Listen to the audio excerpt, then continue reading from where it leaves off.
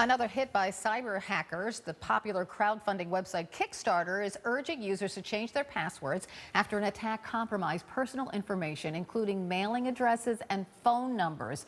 Kickstarter has been used to raise money for more than 56,000 projects, including the hit movie Veronica Mars. It is unclear right now how many accounts were compromised. So let's bring in the host of Tech Bites, Brett Larson. He's in New York. Good morning, Brett. Good morning, Carol. Good to be here, although I wish I was here for better reasons. I know, yet another hack attack. Yeah, these are becoming increasingly popular. This is, we saw it with Target, we saw it with Neiman Marcus, and now Kickstarter. It's a little bit different in that, this is a social crowdfunding site, not necessarily a retailer.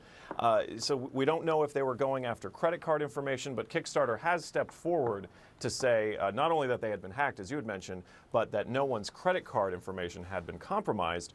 Although I did read that there were 2 actual unauthorized uses of credit cards related to Kickstarter users. Not sure if it's in connection to this hack, but it is definitely there. It's just interesting because unlike Target and Neiman Marcus, Kickstarter was born on the internet, so you would think that they would be better able to protect consumers.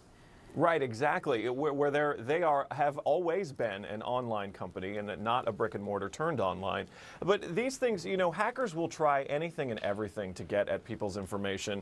They often look for these back doors that are left open in software, and it could be some very random stuff that they either weren't aware that it was open, or they just, it was left open for a different reason, and they didn't realize that it would compromise people's information and leave them open to hacking. So, this makes me think of Twitter and Facebook and what protections they have in place.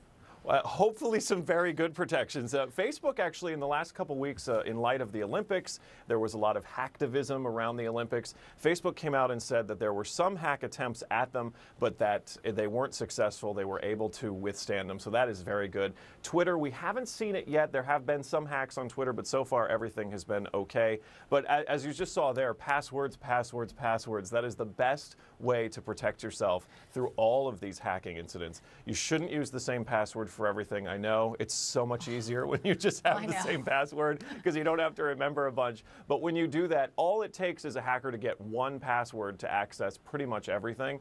And so if it's the same password for everything, it's going to make it very easy for them to get your information. All right, good advice as usual. Brett Larson, thanks so much for joining us. Thanks, Carol.